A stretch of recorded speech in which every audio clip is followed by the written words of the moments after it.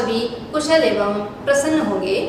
आज मैं कनक लक्ष्मी आपके समक्ष बाल महाभारत कथा कक्षा 7वीं का इस कथा के एक अंश को लेकर उपस्थित हूँ। उस अंश में या उस भाग में जो है कर्ण के बारे में हम पढ़ेंगे। हमने इससे पहले भी कर्ण के बारे में जाना कि वह कुंती और सूर्य देव का संयोग से उत्पन्न हुआ एक तेजस्वी बालक था, जिसको लोक निंदा के कारण कुंती ने उसे एक टोकरी पे रख करके गंगा में बहा दिया था। और वो बहकर जब जा रहा था तो एक अधिरथ नाम के एक सारथी को मिला और उस सारथी ने उसे पाला था। इसी कर्ण के बारे में इस अंश में हम पढ़ेंगे। कर्ण जो है बचपन से एक सारथी के घर पला, लेकिन उसके अंदर क्षत्रिय गुण थे, इसलिए वह भी जो है वो अस्त्र शस्त्र सीखता है और अस्त्र शस्त्र में अर्जुन का बराबरी करता है। आगे देखते हैं हम।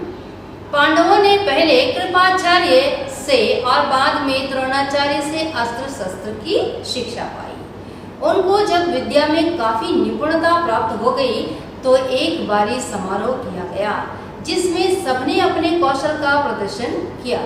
सारे नगरवासी इस समारोह को देखने के लिए आए थे।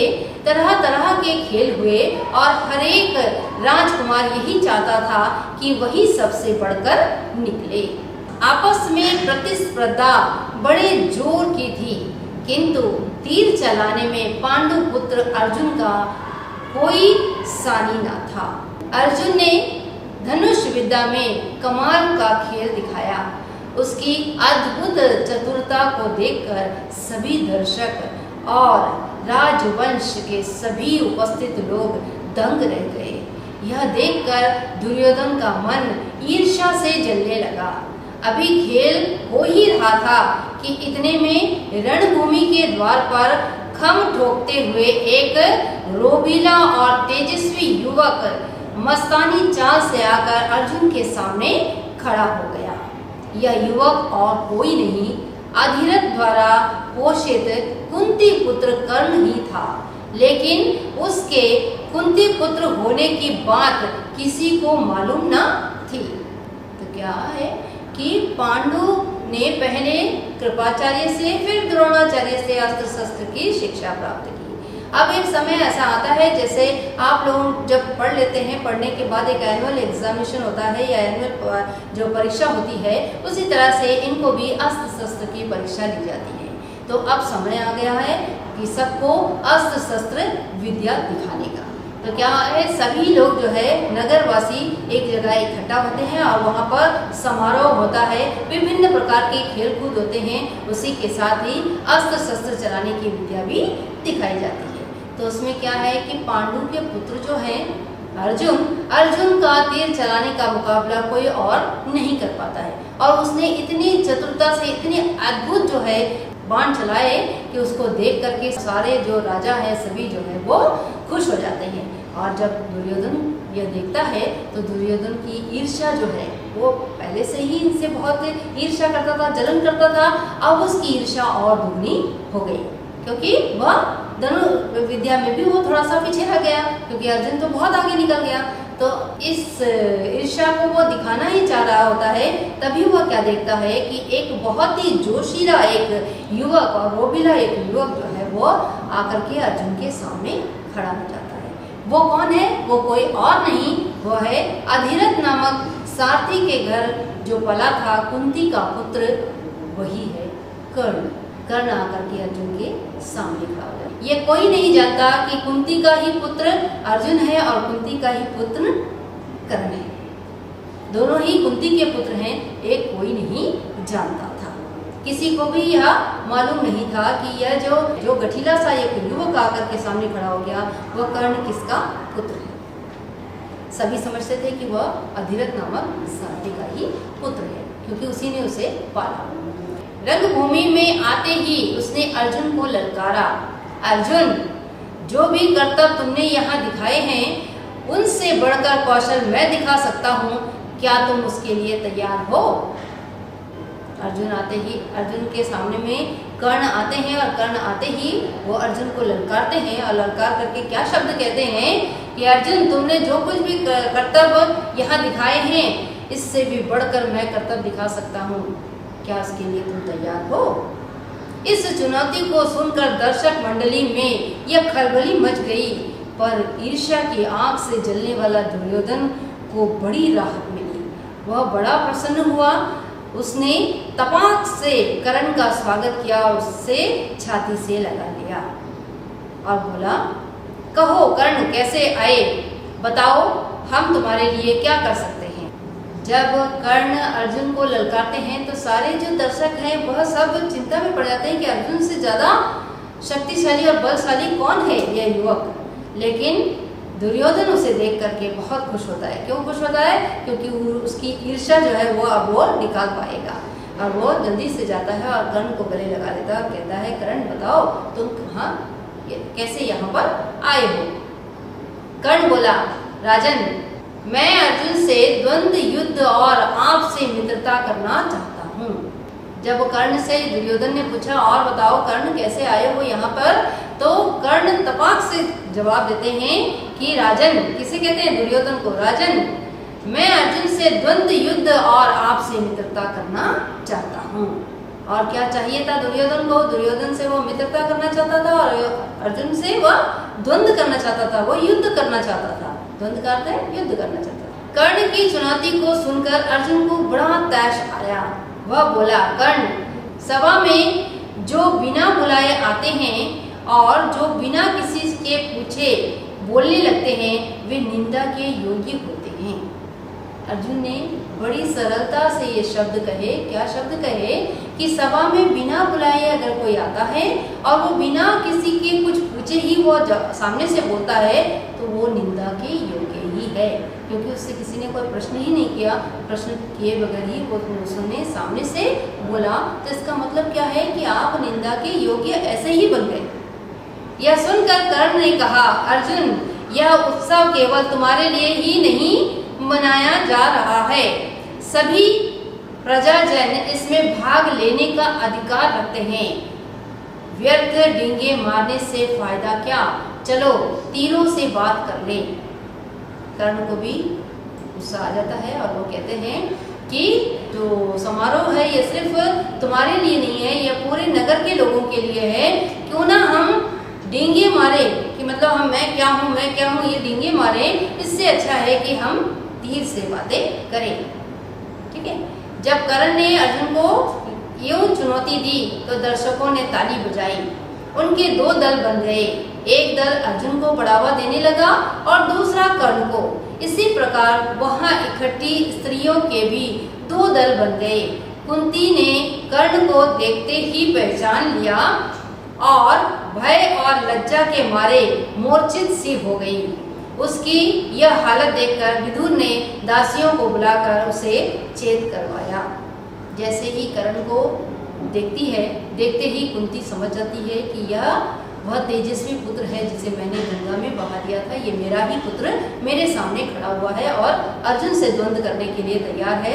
यह जब देखती है, देखते ही कुंती जो है वो बेहोश होने लगती है। तो विदुर दासियों को बुलाते हैं और बुला करके कहते हैं कि इन्हें होश में लाइए। इसी बीच कृपाचार्य ने उठकर कर्ण से कहा, अज्ञात वीर, महाराज पांडु का पुत्र और कुरुवंश का वीर अर्जुन तुम्हारे साथ द्वंद्व युद्ध करने के लिए तैयार है, किंतु तुम पहले अपना परिचय तो दो। तुम कौन हो? किसके पुत्र हो? किस राजकुल को तुम विभूषित करते हो? द्वंद्व युद्ध बराबर वालों में ही होती है। कुल का परिचय पाए बगैर राजकुमार कभी द्वंद्व करने को तैयार नहीं होते। कृपाचार्य की यह बात सुनकर कर्ण का सिर झुक गया। तो कृपाचार्य देखते हैं, वो उनके गुरु हैं पांडु के, तो कहते हैं कि पहले आप अपना परिचय दीजिए कि आप किसके पुत्र हो। द्वंद्व जो है, लड़ाई जो है, युद्ध जो है वो बराबर वालों के साथ होती है। तो ये जो है क्षत्रिय पुत्र हैं, आप बताइए कि आप कौन हो, किसके पुत्र हो, किस राजवंश से आप हो। तो जैसे ही ये बात सुनते हैं तो कर्ण अपना सिर झुका लेते हैं। कर्ण को इस तरह देखकर अर्जुन उठ खड़ा हुआ और बोला, अगर बराबरी की बात है तो मैं आज ही कर्ण को अंग देश का राजा बनाता हूँ। यह कहकर दुर्योधन ने तुरंत पितामह भीष्म एवं पिता धृतराष्ट्र से अनुमति लेकर वही रंगभूमि में ही राज्याभिषेक की सामग्री मंगवाई और कर्ण का राज्याभिषेक करके उसे अंग देश का राजा घोषित कर दिया। दुर्योधन यही देख रहा था कि अब ये जो कर्ण है वो मेरे हाथों से कैसे भी छूटे ना, और जैसे ही वह सिर झुकाता है उसका राजकुल बताने के लिए, तभी दुर्योधन सामने से खड़ा हो जाता है और कहता है कि आज ही मैं जो है इसे अंग देश का राजा घोषित करता हूँ और अभी इसी वक्त जो है सारी सामग्री मंगाया जाए और यहीं पर मैं राज्याभिषेक करके इसे अंग देश का राजा बनाता हूँ। किसे? कर्ण को। इतने में बूढ़ा सारथी अधिरथ, जिसने कर्ण को पाला था, लाठी टेकता हुआ और भय के मारे कांपता हुआ सभा में प्रविष्ट हुआ।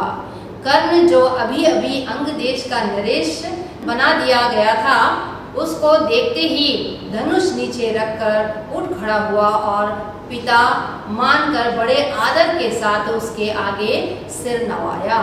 बूढ़े ने भी बेटा कहकर उसे गले लगा लिया। यह देखकर भीम खूब का कहा मारकर हंस पड़ा और बोला, सारथी के बेटे, धनुष छोड़कर हाथ में चाबुक लो, चाबुक, वही तुम्हें शोभा देगा। तुम भला कब से अर्जुन के साथ द्वंद्व युद्ध करने के योग्य हो गए।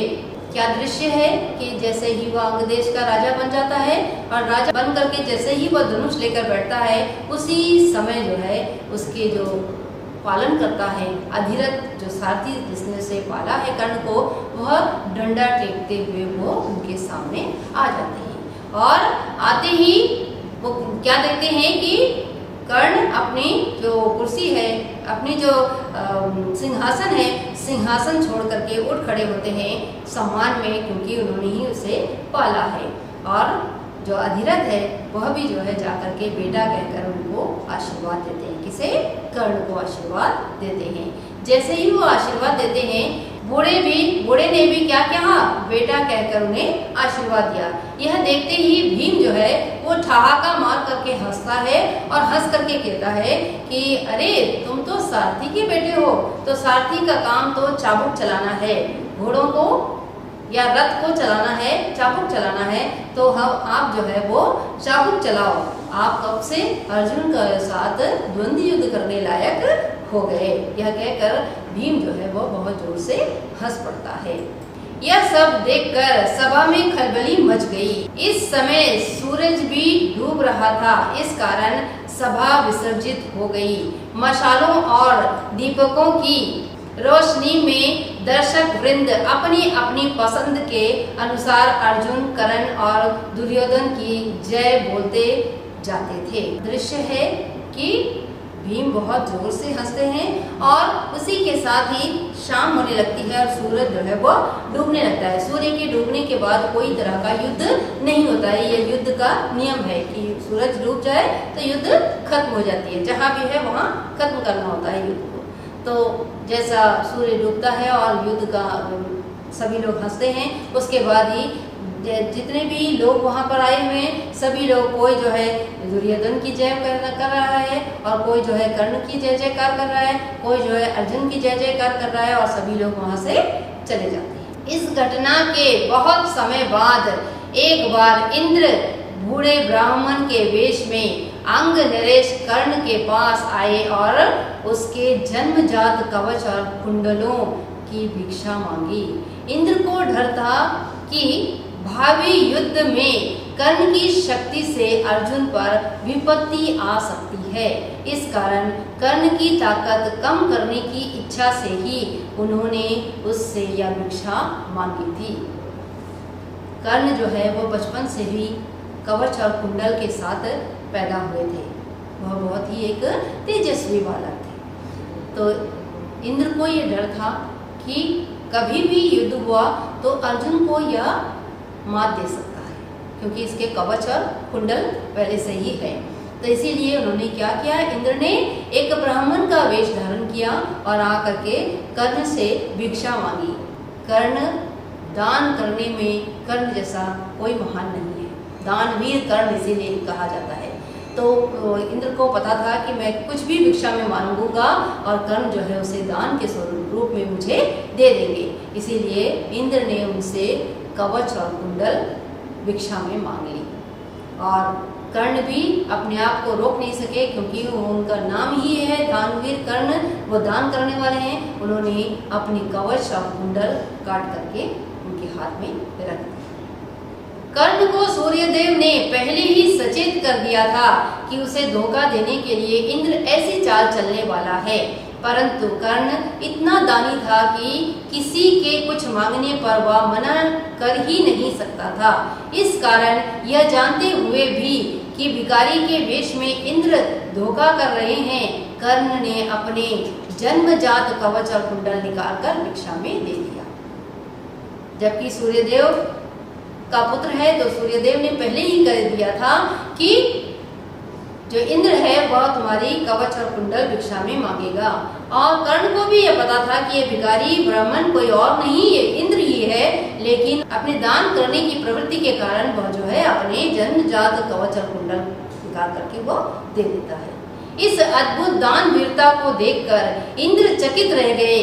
कर्ण की प्रशंसा करते हुए बोले, कर्ण तुमसे मैं बहुत प्रसन्न हूँ, तुम जो भी वरदान मांगो वह मुझे स्वीकार है। कर्ण ने देवराज से कहा, आप प्रसन्न हैं तो शत्रुओं का संहार करने वाला अपना शक्ति नामक शस्त्र मुझे प्रदान करें। तो कर्ण भी जो है वो उनसे कहते हैं कि ठीक है, आपके पास जो शक्ति नामक जो शस्त्र है वो मुझे दान में दे दीजिए। बड़ी प्रसन्नता के साथ अपना वह शस्त्र कर्ण को देते हुए देवराज ने कहा, युद्ध में तुम जिस किसी को लक्ष्य करके इसका प्रयोग करोगे वह अवश्य मारा जाएगा, परंतु एक ही बार तुम इसका प्रयोग कर सकोगे। तुम्हारे शत्रु को मारने के बाद यह मेरे पास वापस आ जाएगा। इतना कहकर इंद्र चले गए। तो उस शस्त्र को शक्ति शस्त्र को देते हुए उन्होंने क्या कहा कि तुम युद्ध में जिसको याद करके तुम इसे छोड़ोगे वह उसे मार डालेगा, और मार डालने के बाद तुम उसका प्रयोग एक बार ही कर सकोगे। उसको मारने के बाद यह शस्त्र मेरे पास वापस लौट आएगा। एक बार कर्ण को परशुराम जी से ब्रह्मास्त्र सीखने की इच्छा हुई, इसलिए वह ब्राह्मण के वेश में परशुराम जी के पास गया और प्रार्थना की कि वे शिष्य स्वीकार करने की कृपा करें। परशुराम जी ने उसे ब्राह्मण समझकर शिष्य बना लिया। इस प्रकार छल से कर्ण ने ब्रह्मास्त्र चलाना सीख लिया। तो कर्ण ने क्या किया, ब्राह्मण का वेश धारण करके कहाँ चले गए, परशुराम जी के पास चले गए और उन्होंने उनसे कहा कि मैं एक ब्राह्मण हूँ, ब्राह्मण पुत्र हूँ, इसलिए मुझे जो है आप जो है शस्त्र चलाना सिखाइए। तो इसी के कारण जो है वह परशुराम से ब्रह्मास्त्र चलाने की जो विद्या है वो उसने सीख लिया। और परशुराम भी समझते थे कि ये जो है एक ब्राह्मण पुत्र है। एक दिन परशुराम कर्ण की जांघ पर सिर रखकर सो रहे थे। इतने में एक काला भौरा कर्ण की जांघ के नीचे घुस गया और काटने लगा। कीड़े के काटने से कर्ण को बहुत पीड़ा हुई और जांघ से लहू की धारा बहने लगी, पर कर्ण ने इस भय से कि कहीं गुरुदेव की नींद ना खुल जाए, जांघ को जरा भी हिलाया डुलाया नहीं। जब खून से परशुराम की देह भीगने लगी तो उनकी नींद खुली। उन्होंने देखा कि कर्ण की जांघ से खून बह रहा है। यह देखकर परशुराम बोले, बेटा सच बताओ तुम कौन हो। तब कर्ण असली बात ना छिपा सके। उसने स्वीकार कर लिया कि वह ब्राह्मण नहीं बल्कि सूत पुत्र है। यह जानकर परशुराम को बड़ा क्रोध आया। अतः उन्होंने उसी घड़ी कर्ण को श्राप देते हुए कहा, क्योंकि तुमने अपने गुरु को ही धोखा दिया है, इसलिए जो विद्या तुमने मुझसे सीखी है वह अंत समय में तुम्हारे किसी काम ना आएगी। ऐन वक्त पर तुम ऐसे भूल जाओगे कि रण क्षेत्र में तुम्हारे रथ का पहिया पृथ्वी में धंस जाएगा। तो क्या कहानी है कि परशुराम जी एक दिन कर्ण की जांघ पर सर रख करके सो रहे थे और उसी समय एक काला भौरा जो है वो आता है और आकर के उसके जांघ पर काटने लगता है, किसके, कर्ण के। और काटने पर उसे इतना दर्द होता है और उससे लहू बहने लगता है। लहू इतना बहता है लेकिन वह अपने आप को इतना मतलब सोच लिया है कि मुझे जांग हिलाना नहीं है, अगर मैं हिलाया तो मेरे गुरुजी उठ जाएंगे और मुझे श्राप मिल जाएगा, इसलिए उसने अपने पैर नहीं हिलाए। जब उस खून से परशुराम जी का देह है, जो शरीर है, वो भीगने लगा, तब वो उठ करके पूछे कि अरे ये क्या हो गया, तुम्हारे तो जांग से इतने खून बह रहे हैं, तुम सच बताओ, तुम ब्राह्मण पुत्र तो नहीं हो, तुम कौन हो? तब वो स्वीकार करता है कि मैं ब्राह्मण पुत्र नहीं हूँ, मैं सूत पुत्र हूँ। जैसे ही ये बात परशुराम जी को पता चलती है, और सभी जानते हैं कि परशुराम जी बहुत ही क्रोध वाले ऋषि हैं, तो उन्होंने श्राप दिया कि चूंकि तुमने मुझसे ब्राह्मण कह करके मुझसे विद्या प्राप्त की, झूठ बोला, धोखा दिया मुझे, इसलिए यह जो विद्या है यह अंत समय में, जब भी युद्ध का अंत होगा, उस समय में तुम्हारा कोई काम नहीं आएगा, तुम सारी विद्याएं भूल जाओगे उस समय। और क्या होगा कि रणभूमि में तुम्हारा जो रथ का पहिया है वह पृथ्वी में धंस जाएगा। परशुराम जी का यह श्राप झूठा ना हुआ, जीवन भर कर्म को उनकी सिखाई हुई ब्रह्मास्त्र विद्या याद रही, पर कुरुक्षेत्र के मैदान में अर्जुन से युद्ध करते समय कर्ण को वह याद न रही। दुर्योधन के घनिष्ठ मित्र कर्ण ने अंत समय तक कौरवों के साथ न छोड़ा। कुरुक्षेत्र के युद्ध में भीष्म तथा आचार्य द्रोण के आहत हो जाने के बाद दुर्योधन ने कर्ण को ही कौरव सेना का सेनापति बनाया था। कर्ण ने 2 दिन तक अद्भुत कौशलता के साथ युद्ध का संचालन किया। आखिर जब शापवश उसके रथ का पहिया जमीन में धंस गया और वह धनुष बाण रखकर जमीन से धंसा हुआ पहिया निकालने का प्रयत्न करने लगा, तभी अर्जुन ने उस महारथी पर प्रहार किया। माता कुंती ने जब यह सुना तो उसके दुख का पार ना रहा। परशुराम जी के जो श्राप है वो श्राप कब लगे? जब कुरुक्षेत्र में युद्ध हो रहा था कौरवों और पांडवों के बीच। उस वक्त क्या होता है कि भीष्म और आचार्य द्रोण के बाद में सेनापति जो है वो कर्ण को बना दिया जाता है। दुर्योधन जो है कर्ण को ही अपना सेनापति बना देते हैं और कर्ण भी 2 दिनों तक इतनी कुशलता के साथ वो लड़ता है। उसके बाद वो क्या देखता है कि अंतिम समय आ रहा है, महाभारत का युद्ध समाप्त होने को आ रहा है। तब क्या होता है कि उसका जो रथ है, रथ का पहिया जमीन में धंस जाता है, जैसा कि परशुराम जी ने कहा था। और यह अपना धनुष बाण रख देता है कर्ण और उस पहिए को निकालने की कोशिश करता रहता है। उसी समय अर्जुन का बाण जो है उस महारथी को समाप्त करने का कारण बन जाता है। और जब कुंती यह सुनती है कि उसके बेटे का मृत्यु हो गया है तो उसके दुख का कोई भी पार नहीं रहता है, क्योंकि वह उसका बहुत ही दुखी हो जाती है कि उसका बेटा कर्ण जो है वो मर गया। बच्चों, इस पाठ में आए कुछ कठिन शब्दों के अर्थ हम देखते हैं। पहला नंबर है प्रदर्शन। प्रदर्शन का अर्थ है दिखावा। दूसरा नंबर है प्रतिस्पर्धा।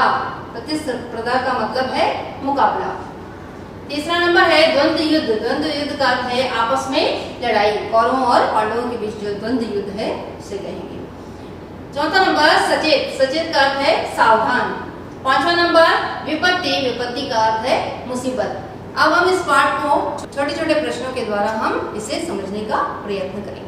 बच्चों, प्रश्न नंबर 1 है, रणभूमि में अर्जुन के सामने खड़ा होने वाला युवक कौन था?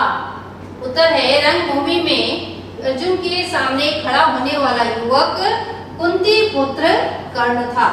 दूसरा प्रश्न है, कर्ण को लाचार देखकर दुर्योधन ने क्या किया?